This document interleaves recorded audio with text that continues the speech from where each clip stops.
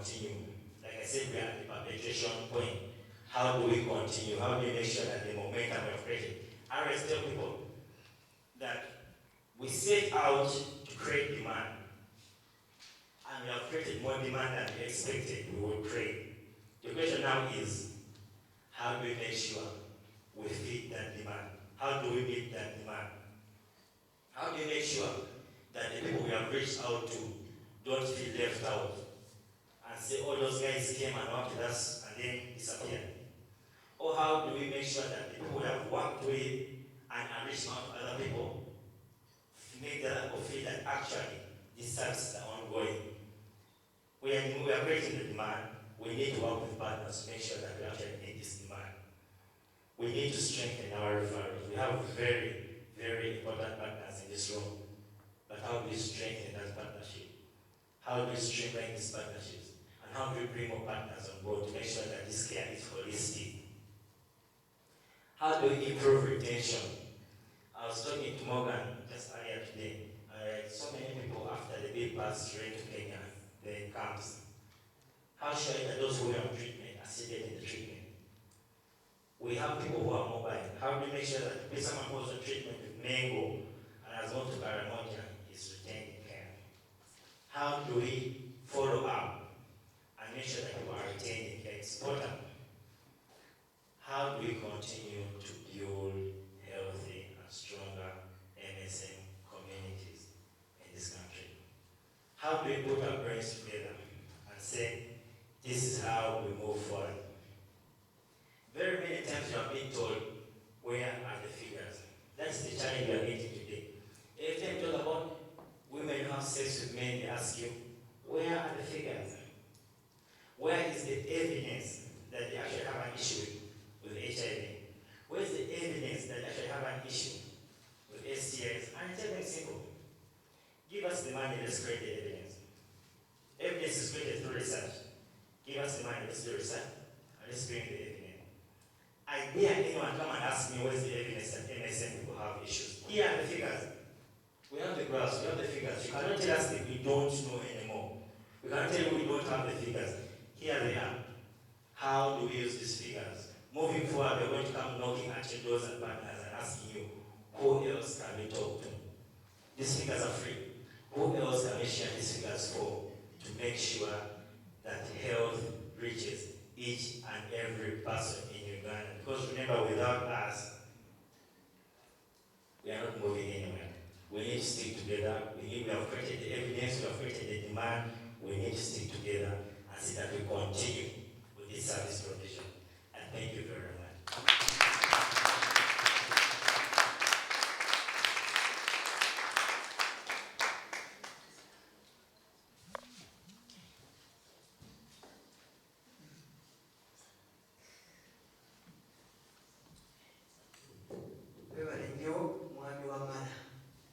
Another round of applause.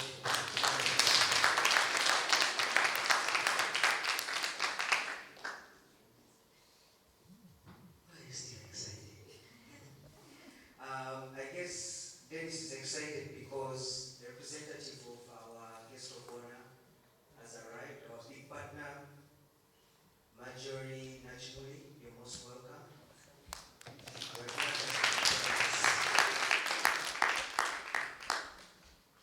Dennis is catching his breath from that really wonderful, beautiful presentation. Those figures, wow! Like, who of you knew, as IBU's partner, who knew that IBU was reaching all those people? Tell me you're not as wild as I am. Let me hear a wow, a big one. Wow. I know it's almost lunchtime, but we just had wow. Can you stand up for a second, please? I want to hear a wow from the bottom of our bellies. I don't want you guys to do the shaking, the raining, and clapping. I just want to hear. Take that deep breath and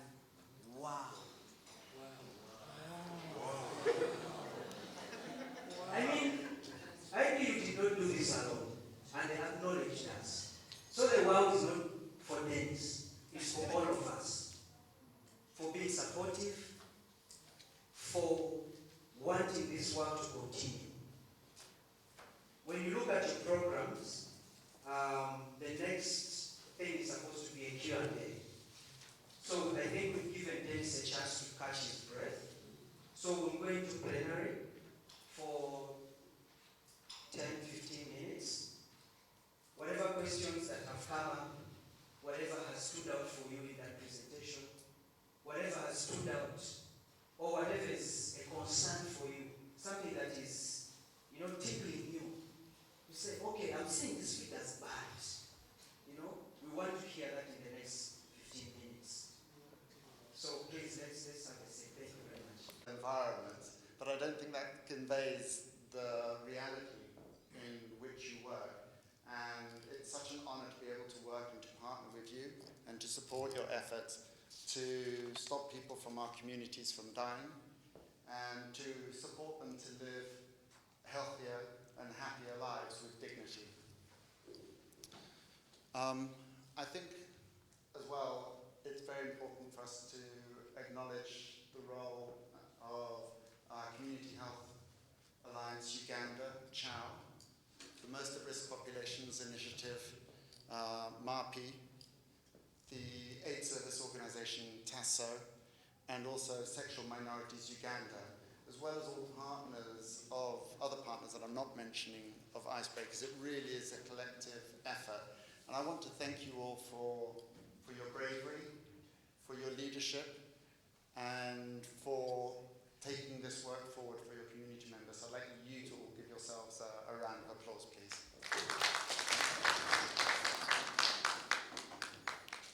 The project, as Dennis has demonstrated this morning, has gone way beyond our expectations. In fact, the donor, Anita, has communicated to us that a year ago they had severe concerns. There were a lot of delays in the program, there were a lot of security concerns.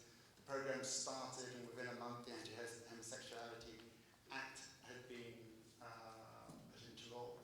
I must say, the next day, staff from MAPI were at the Icebreakers Clinic, which just goes to show the determination.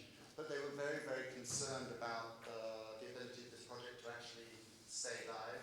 And although there were times where the program has been put on hold, they have been blown away by what has been achieved. The other thing I think I just need to, I always feel, I feel slightly hard on Icebreakers because we've drilled them very, very hard on their stats. And as Dennis said, that they've utilised a system called Cyrex, and we've worked with unique identifier codes. And unless we've been able to track someone back down to resource material, we've rejected them as counting them. So I think these figures actually hugely understate who has been reached. And the other thing that we haven't demonstrated today is the repeat clients. So in the 14 districts where Brand has been leading this team with Marjorie going and doing the outreaches, we are now achieving repeat rates of about 50%. We obviously want to improve that, and these outreaches are happening at least on a quarterly basis in each of these districts. That needs to be improved, but we think it's a great start. Dennis mentioned about operational research. I think operational research would be something fantastic for Uganda. Thanks size estimates as we move into a framework of 90-90-90. We need to know 90% of whom. And I think that you've demonstrated collectively that the LGBT community has a huge amount of expertise, is able to connect with so-called hard-to-reach populations, but I think you proved that you are able to, through your networks, to reach people. And so I would really, really welcome and support you sort of considering operational research. Also just wanted to come back on a couple of the innovations, such as the Health for Men. The Health for Men trainings that have happened have been on MSM clinical healthcare, but the new curricula will be more diverse and will include all key populations. And with the Active for Men website, we really appreciate feedback on it. We already know that this feedback about there being too much text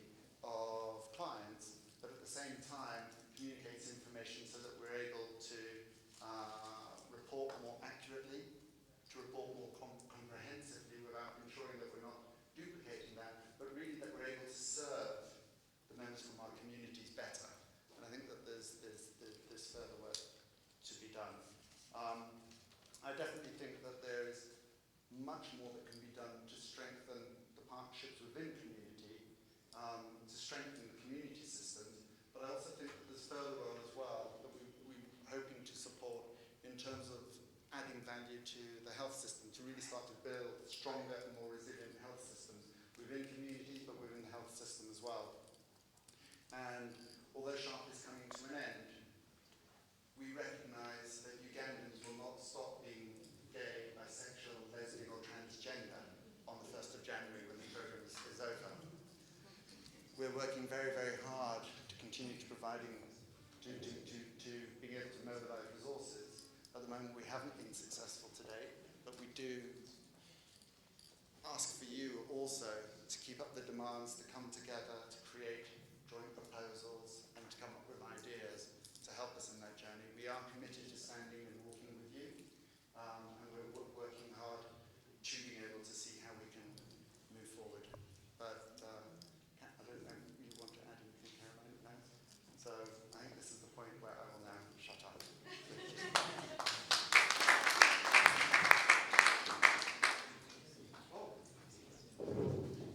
Got carried away. I would like to introduce someone who is not only a passionate advocate, not only incredibly experienced service provider, but also an amazing dancer. I'd like to introduce Mark B from Most Population.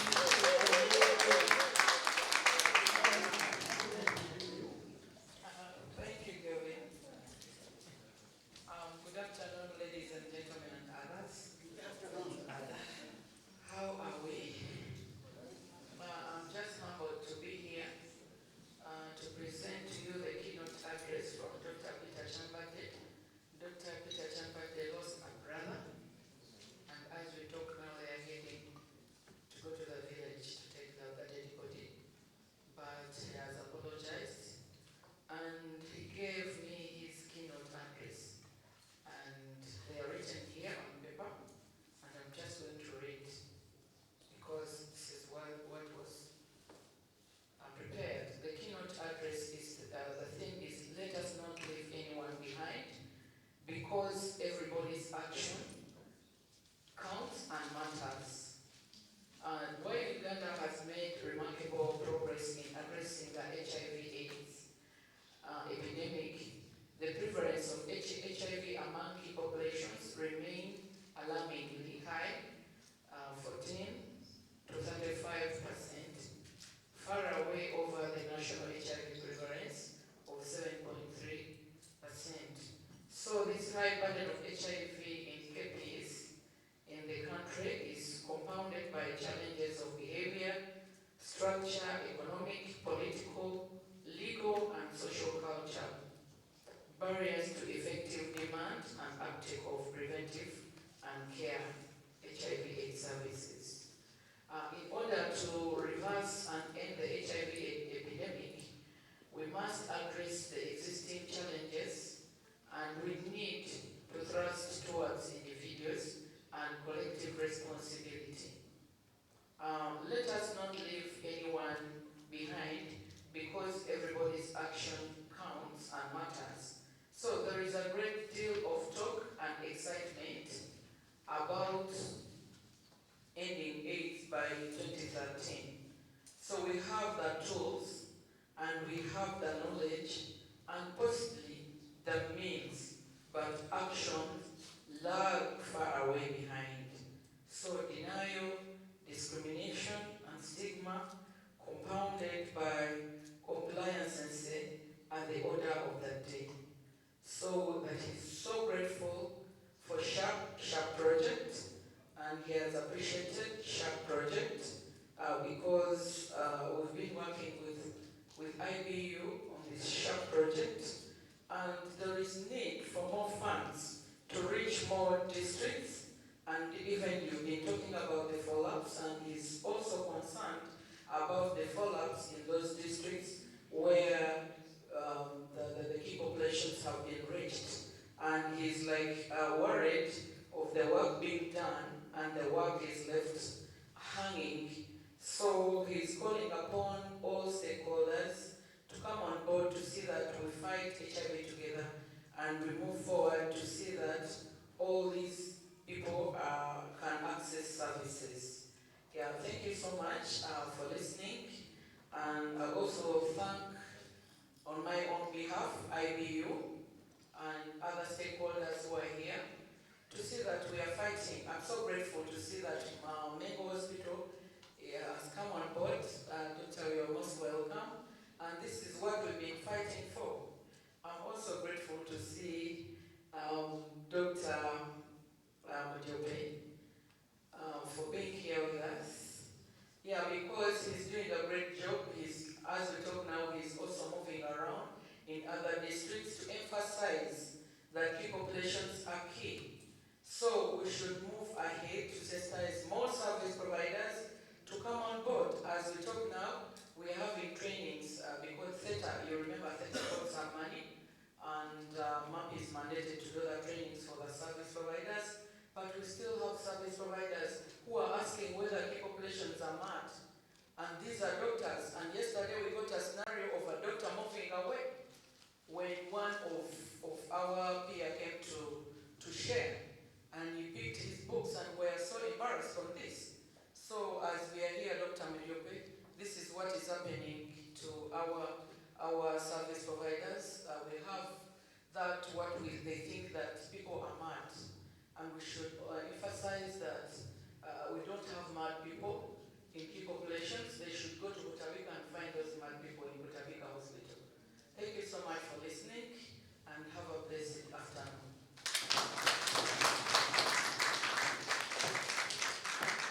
Thank you very, very, very much, Majo, for the continued support and for being able to deliver that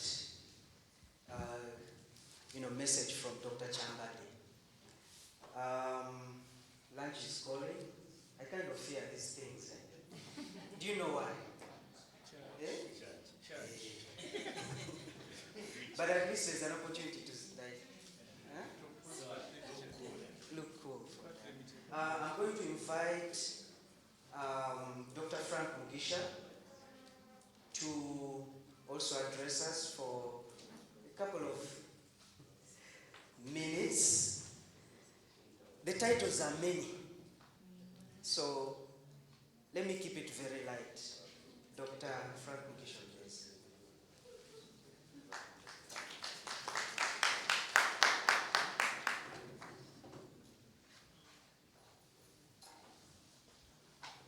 Good afternoon, everyone. Thank you so much, the host, Pepe. Observing all protocols, I'll be very brief. I think I have one of my board members here who will allow me to take off my hat as the ED of SMART and appreciate the work of Icebreakers as a member of Icebreakers. So I hope I'm allowed to do that. So I'll give you briefly wanted to mention a little bit about Icebreakers. I founded Icebreakers when about 10 years ago. And I'm very proud to see that the leadership at Icebreakers has taken up the mantle and really done very good work. I'm not one of those micromanagers who left Icebreakers and kept calling, Dennis, well, how come I'm not seeing you in the media? What's not happening? I never did that at all when I left Icebreakers in 2007 and started working at SMART. But I'm very happy to see that the work has continued, and also the dream that we had and the passion of starting Icebreakers has really continued. We started Icebreakers as a support group. Initially, we were supporting dancers, actually. We started with my colleague Brian here, who is the current ED of Icebreakers, supporting people to go and dance. They get the money, take it and use it for whatever they want, and then they come back and say, we need transport. And I'm like, didn't you make any money? You still need transport. So, and then meeting up in people's homes, getting information.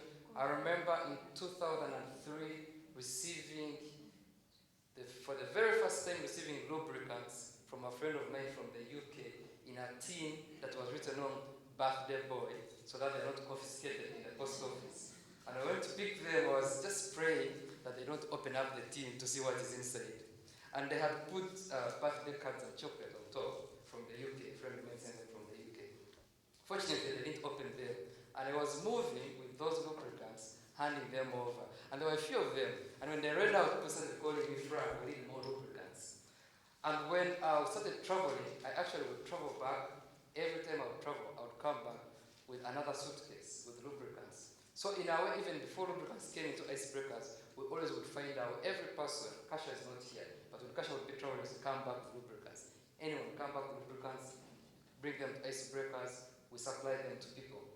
And I really appreciate the support from the International HIV/AIDS Alliance. I think I made the International HIV/AIDS Alliance in 2009, and I think, if I'm very right, the person I met for the first time from the organization is now the upcoming executive director. So that could be a very good continued relationship with icebreakers and then SMAG. And then giving you that brief background about icebreakers, I'd like now to put back my hat as the ED of Sexual Minorities Uganda. So under SHARP, we have been doing a lot of work around advocacy. And I was mentioning to my colleagues yesterday and today that in 3 days at SMAG, we've almost done an entire work that we would have done in 1 year. Because we're also putting up an event tomorrow, this event got into complications that the government wanted to stop it. But the government was debating within each other, should we have the event or shouldn't we have it? Some people were saying we should have it, some people were saying we shouldn't, some people were saying we shouldn't have it. So we had a lot. My colleague Pepe and myself met up with the Minister of Ethics and Integrity yesterday, spent about 4 hours, explaining the need for health interventions and also appreciating the work that the government has done, for instance, through MAPI.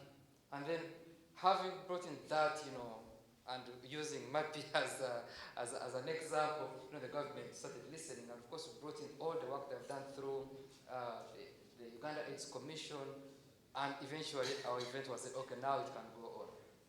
But initially, that whole conception that whenever LGBT persons are meeting or convening, it's going to be about sexual practices. It's the prejudice that we have around Uganda, and for us under SHARP, that's the exact thing that we've been doing. So we've been doing a lot of work that you cannot touch, but eventually the fruits will be seen, because most of our work cannot be publicized, because we've had so many high-profile meetings.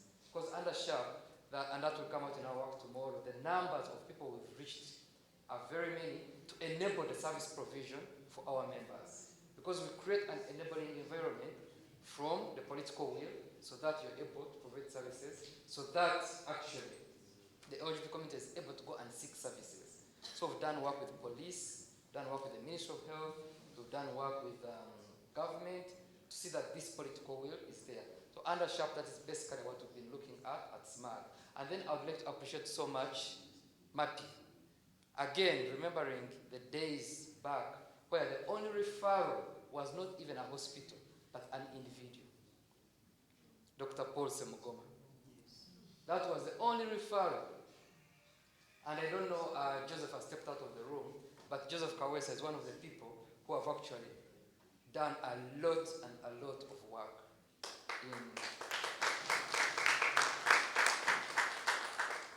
because this is a person who would do an informal referral.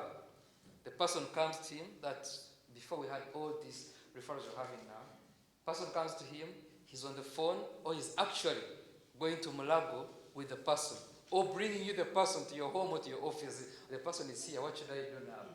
And you have to say, Dr. Paul, we have a problem. Dr. Paul, can you sneak in? Because he was working in a private hospital. So you have to sneak in at night when the bosses can't see him doing the work. And then we got partners like Global Red Salad that came on and started introducing us to health practitioners. My colleague Pepe and I, one time said, this is enough. We started walking to different health practitioners. We just read signposts and walk in. And we walked in Uganda Cares for the very first time, and they were very excited. We got the best reception ever from the ED then, Dr. Mina, I still remember. She was very excited because she was like, I've been looking for you all the time I've been working here, and can we start a relationship? So in a way, even for us being very resilient in going and encouraging people, go and seek the services go and knock at doors and ask to be, provided services. That in a way has also been helped. And now I'm very happy that with the Sharp Project, we've been able to, in our way, formalize this. Like right now it's more formal. We have directories, referrals easy. I can sleep. People don't have to call me in the middle of the night and say, where is that single one doctor? But the referral system is already working. We have our other partner, Spectrum, that has also a directory, has a toll-free line where people can call. So it's easy. Even when they call me or they send me a Facebook message, I'm like, call Majo, call Bob, call Spectrum, call Moses. So it's the formalization of the system is really helping us. And I think I'll stop there because Pepe is looking at me. He's like, I know Frank. When he gets the microphone, he doesn't worry. But thank you so much, and I appreciate everyone who has supported the Sharp Project. Thank you so much. Thank you very much, Frank. I think one of the things that has happened with my ED, Dr. Mgisha, is that this year he's on top of my list for managing time. He knows. The good thing is we call each other out on things that we're not doing greatly. Because as this community, we are destined for greatness. And if we do not call each other out on small things, we don't achieve that. And for me, I'm very grateful that he could, read the sign and say, okay, it's my time to stop. Like Gavi can do, it's like, this is my time to shut up. I'm going to invite the Executive Director of Icebreakers Uganda to close. But before he does that, I will need, the moment he stops, I will need the staff from IBU to please pick this and place them somewhere there in the corner. Our communications person, Brian, would like to take photos. So the moment we close, please do not walk out. Just go in that corner. We need the documentation of this historic event happening, and you do not want to miss being part of history. Yeah? When we are looking at photos, maybe in the next few months or something, on Snapchat or Instagram, and you miss it, hey, you never arrived or you never came. Please, Brian,